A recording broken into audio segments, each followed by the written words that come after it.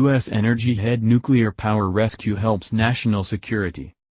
Washington, Reuters. The U.S. Energy Secretary defended his plan to reward nuclear plants with incentives against criticism it would manipulate markets by telling a congressional hearing on Thursday that a strong domestic nuclear industry boosted national security.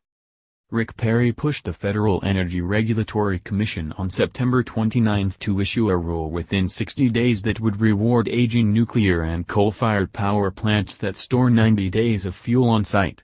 He has said those plants should be supported for their ability to boost the reliability of the U.S. power grid.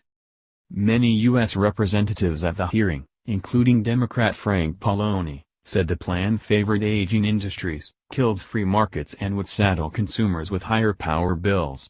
One lawmaker pointed to a study by ICF Consulting that said power bills could rise $800 million to $3.2 billion annually if FERC issued Perry's plan. But Perry said the federal government had disregarded nuclear power for decades at a risk to national security. If we lose our supply chain, if we lose our intellectual chain of supply of bright scientists because we basically pushed the nuclear industry back, then we're going to lose our role as a leader when it comes to nuclear energy in the world, Perry said. That in turn could hurt the country's ability to address nuclear non-proliferation, Perry said. The United States has more nuclear power reactors than any other country. But Russia, China and other countries are rapidly building nuclear plants, and some in the industry worry those countries could become the world's top nuclear innovators. Perry's plan has divided the energy industry, with coal and nuclear interests squaring off against natural gas drillers, solar and wind power, and consumer groups. It is unclear what FERC will decide on the plan. The agency, an independent arm of the Energy Department, declined a request to lengthen a comment period on Perry's plan.